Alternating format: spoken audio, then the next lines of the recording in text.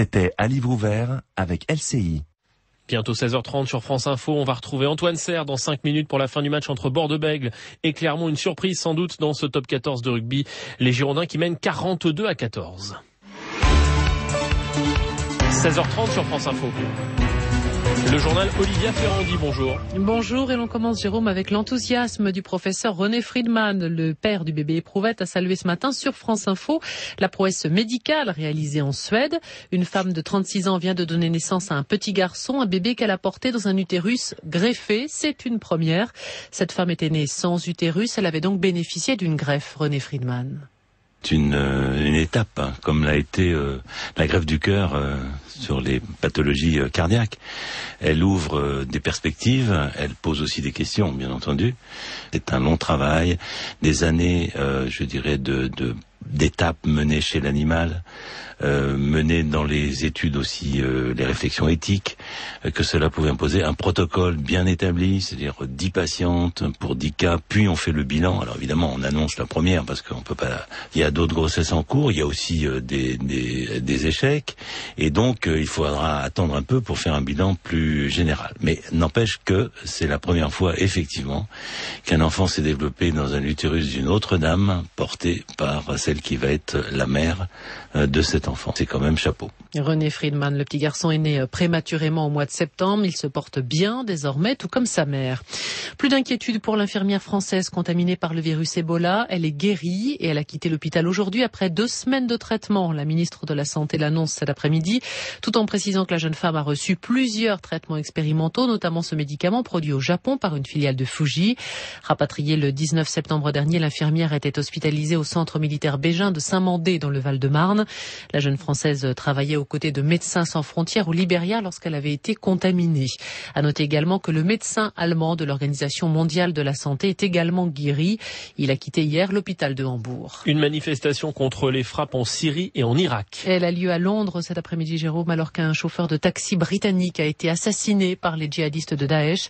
Alan Henning avait 45 ans. Il s'était porté volontaire pour acheminer de l'aide humanitaire en Syrie lorsqu'il a été enlevé au mois de décembre. La vidéo de son assassinat a été diffusée par les terroristes la nuit dernière, provoquant l'indignation et la colère de David Cameron, le Premier ministre britannique. Un crime condamné également par Barack Obama et François Hollande. La Grande-Bretagne a rejoint la coalition internationale contre les djihadistes le 26 septembre dernier. De nouvelles frappes contre les positions de Daesh en Syrie ont eu lieu cette nuit près de la frontière avec la Turquie, notamment sur la ville kurde de Kobané que les extrémistes tentent de contrôler. Près de 3000 Kurdes vivant en France ont défilé cet après-midi à Marseille pour manifester leur soutien à cette ville. France Info. 16h33, 3 nouvelles mises en examen dans l'affaire Big Malion, du nom de cette société de communication chargée de la campagne électorale de Nicolas Sarkozy en 2012.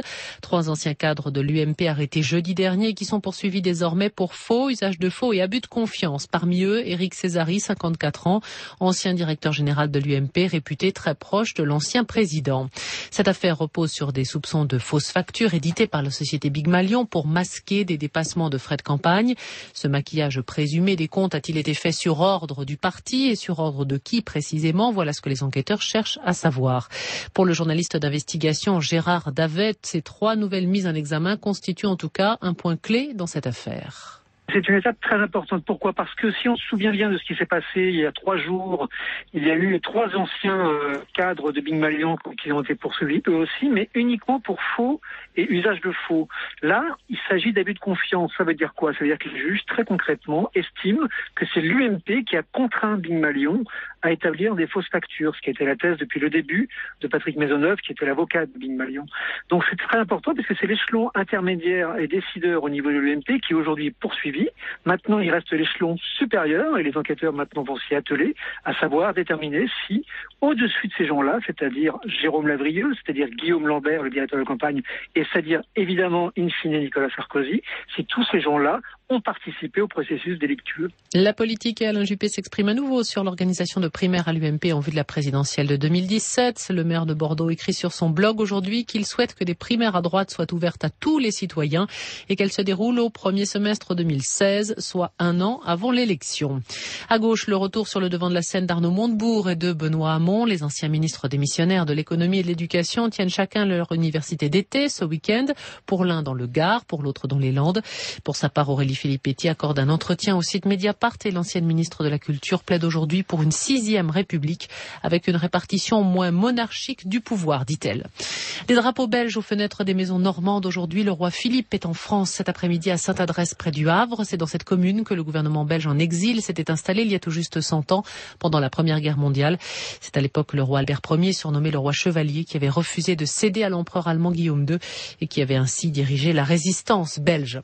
Un mot de sport avec le top 14 de rugby, ce match entre Bordeaux-Bègles et Clermont. Les Girondins dominent pour l'instant les Auvergnats 51-14. Il reste 2 petites minutes à jouer dans ce match, Jérôme. C'était le journal d'Olivia Ferrandi.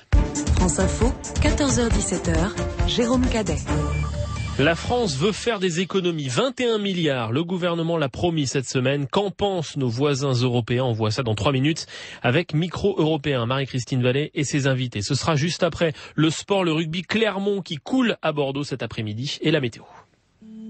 France Info Météo, avec Teva, laboratoire pionnier des médicaments génériques, engagé pour une meilleure observance de leur traitement par les personnes âgées. Le temps de votre samedi et de votre dimanche également. Joël Collado.